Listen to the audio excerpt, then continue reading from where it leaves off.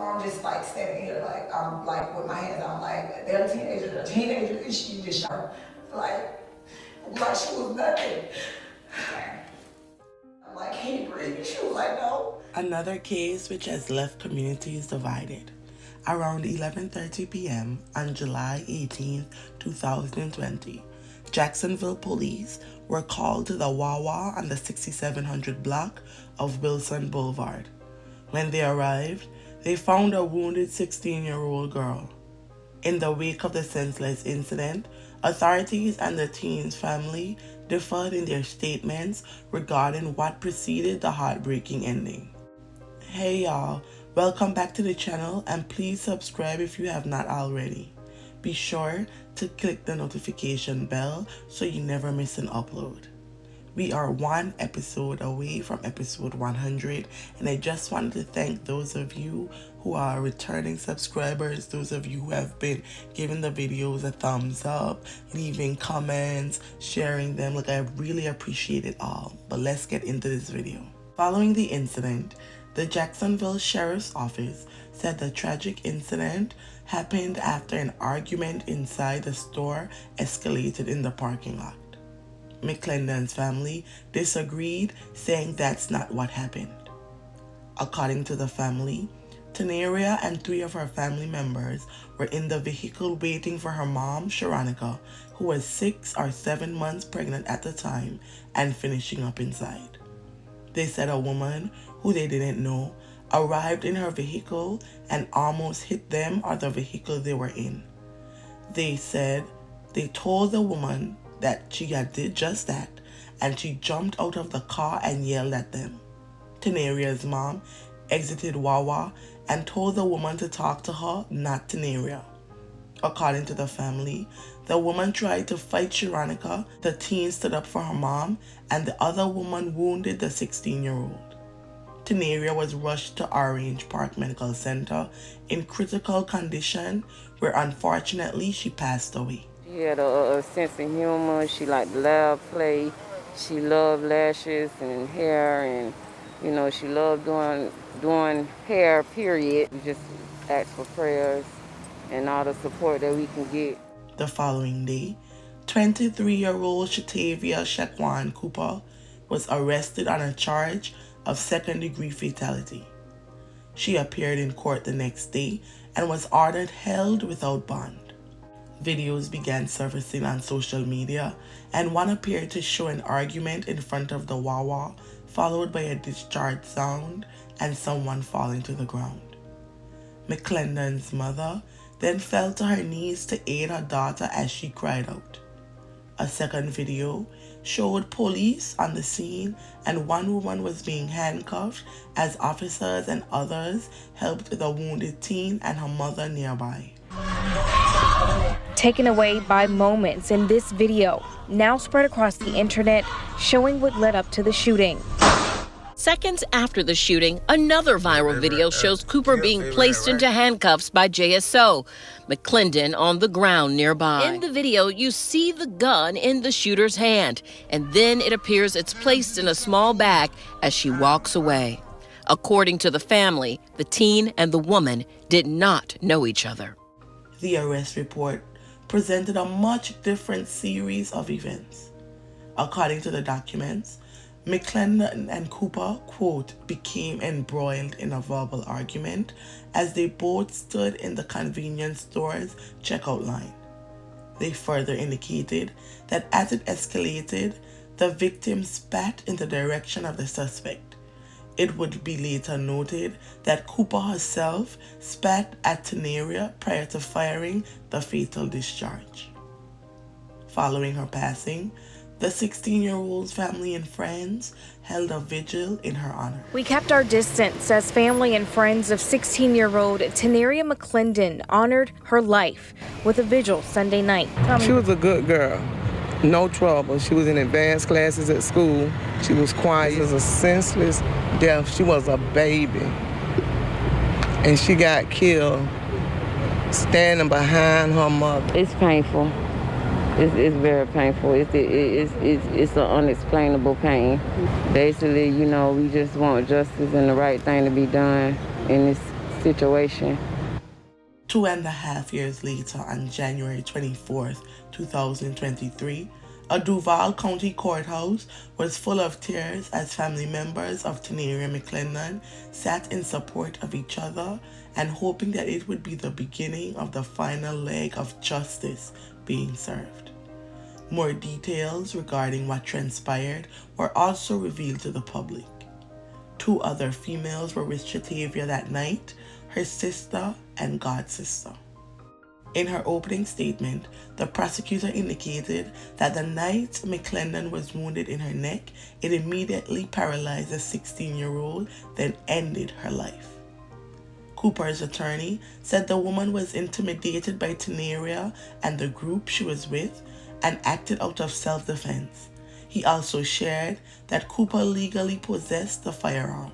The attorney built the woman's defense around Taneria being angry and her mother having to hold her back in an effort to defuse the situation. Store surveillance video was shown throughout the trial and it showed Sheatavia walking toward Taneria and the other girls, then Taneria backing away, Sheatavia pointing the firearm at her and firing. In correlation, the defense stated that instead of the group of girls leaving to go to their car on the right side of the store, they went to the left following Cooper. 10 witnesses testified in the trial, including Sharonica, who spoke through tears of how she tried to keep her daughter conscious. I'm like, can you breathe? She was like, no. And then, like, when she said no, it was just like her head just went back, and I seen the bullet hole, like, directly in her neck. You remember why did you turn back around? Because I was 7 months pregnant, so usually, like, I like a lot of whipped cream, like crumbles and stuff. They didn't even have that on my milkshake. So that's the reason why we turned around. Well, I turned around. Okay, so when you turn back around, do all the girls go back into the store with you? Yeah, they go back to the store with me. Okay. Now, when you get inside the doorway, what happens? Do you see anyone? Yes. Okay, who do you see when you get inside the doorway?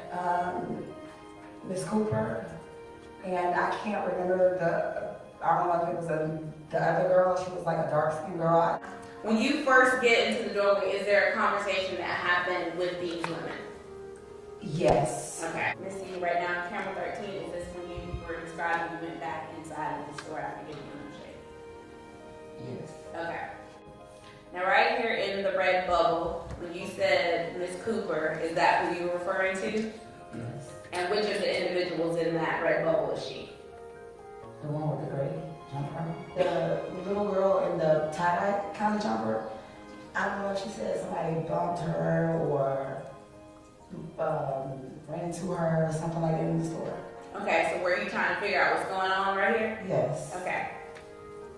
Now, Ms. Edie, at this point, who is that gets involved in the conversation? That's Taneria. Okay. Now, why did Taneria get involved in the conversation? Because at this point they're being belligerent, like they were yelling, screaming. And not only that, like when we were at the door, I was apologizing at first. Well, I was apologizing and I'm like, well, if you feel like one of the girls wants you, I'm apologizing as the adult. These are teenagers that I'm with, so I really can't remember. But did you have to tell anyone, push anyone back in that video other than Taneria? No. Okay, thank you. At this point, I'm still saying that these are teenagers. These are teenagers. You women are grown women. Who do you see with the weapon? Miss Cooper. So at some point, do you see her do something with the weapon that's in her hand? Yes. What does she do? She spit before she shot the gun. So it was like it happened so bad. It was like in a second. Okay. So you see her pull out a gun, spit, and shoot. Yes. You need a moment? Yes.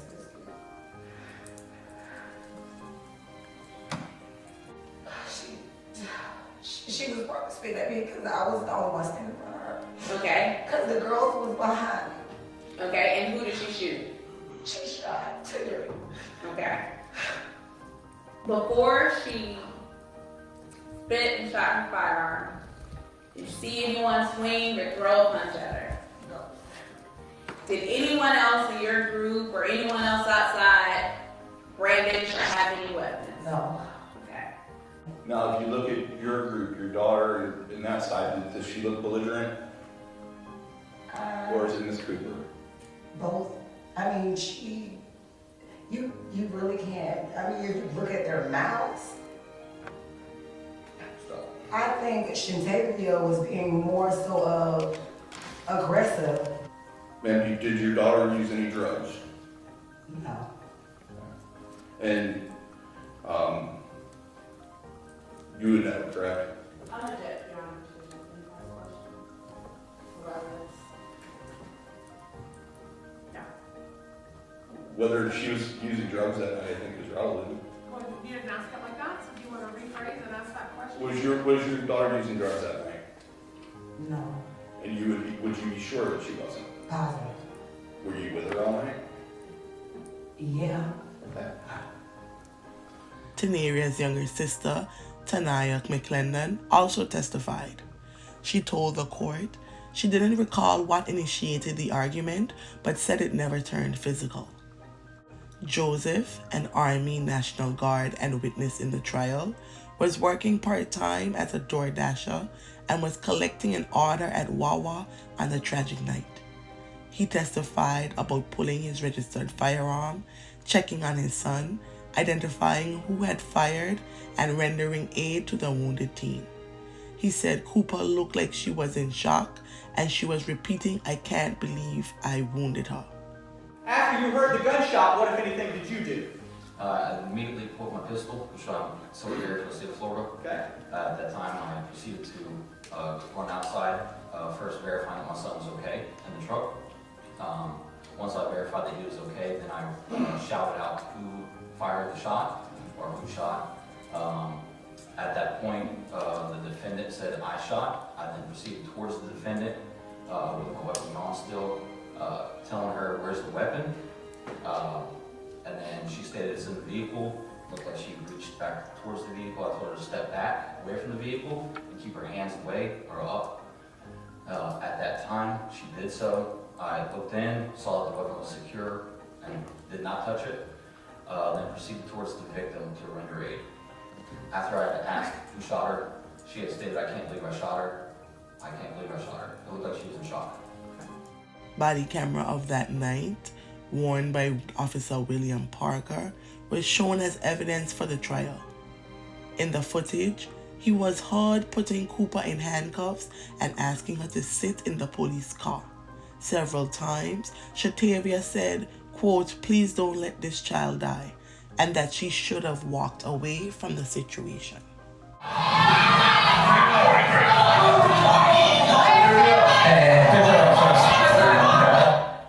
Now, this gentleman here, is he a police officer? He is not. All right. Have you ever seen that man before? No. What is he directing you to do? He's directing me. Oh, I'm sorry, I didn't hear. I believe he's directing me towards the defendant. Okay. I'm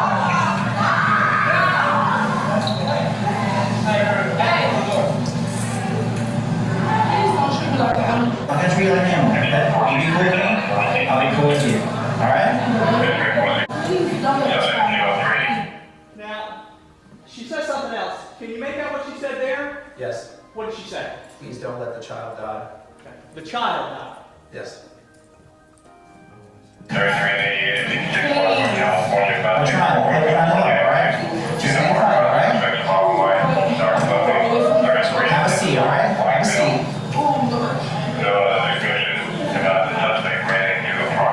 Your feet okay? Are your feet clear?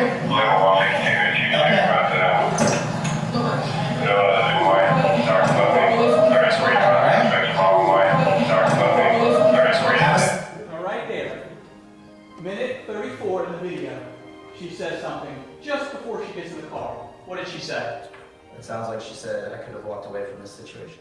One of Teneria's friends, Durania Matthews, testified that McClendon spat at Cooper, but it didn't land on the woman. Testimony also alleged that Sheatavia said, quote, "I got something for you, B," before the fatal incident. So you didn't notice her while you're in the store at the register? No. Okay. When did you first notice the defendant? When we were walking out the store. Did you notice her say anything? Was there something about her that made you notice her? It's two things I don't like. So you heard her make a statement about 2 things that she didn't like? Yes. And did you know what she was referring to? No. Okay. Did anything further happen after that statement right there in that specific moment? No. When you guys get back in the store, is there a conversation that takes place with the defendant and Miss Edie in the doorway of the Wawa? What's going on?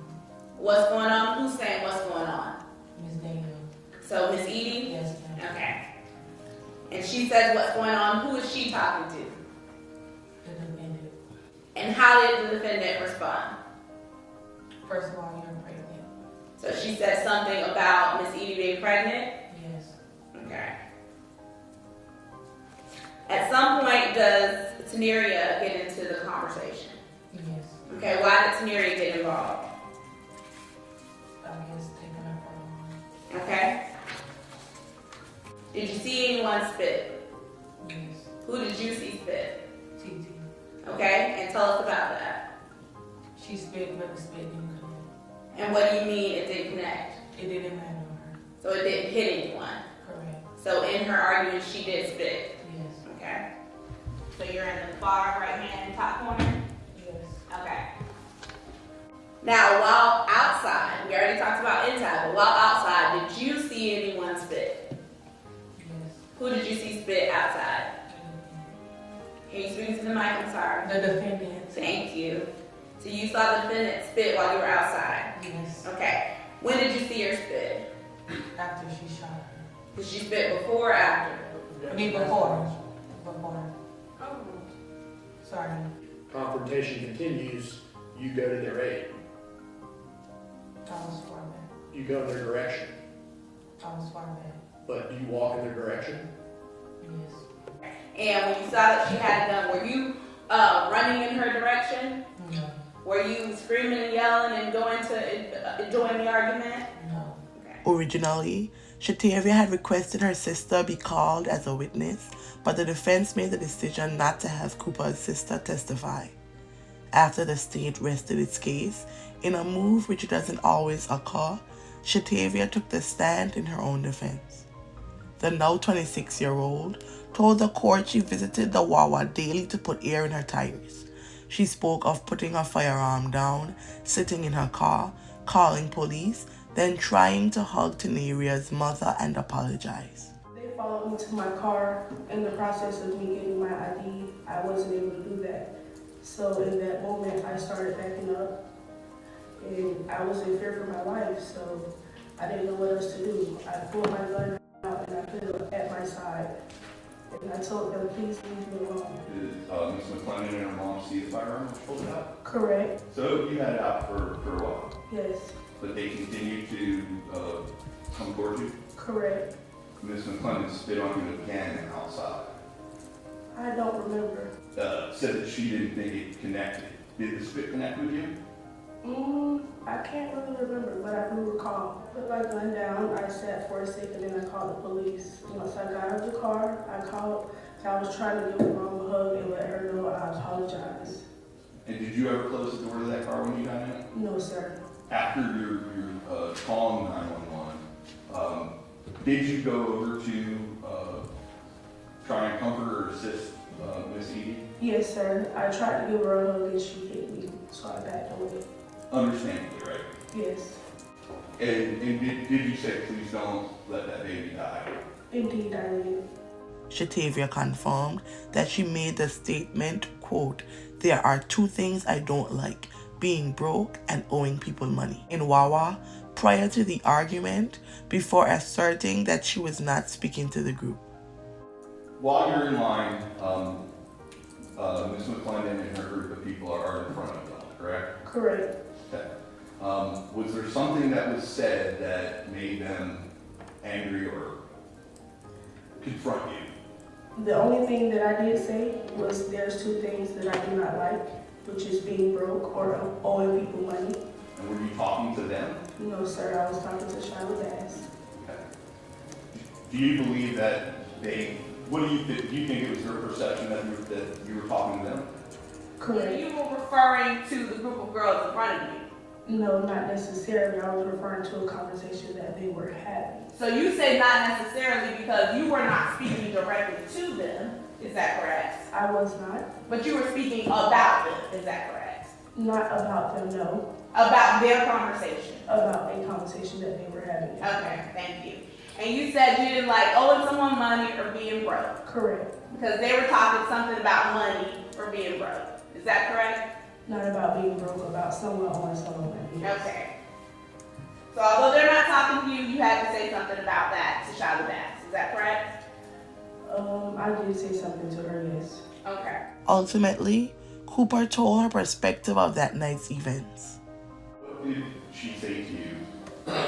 She asked what was going on, and she was kind of irate about the situation. And I told her, I said, ma'am, first off, you should calm down, you're pregnant.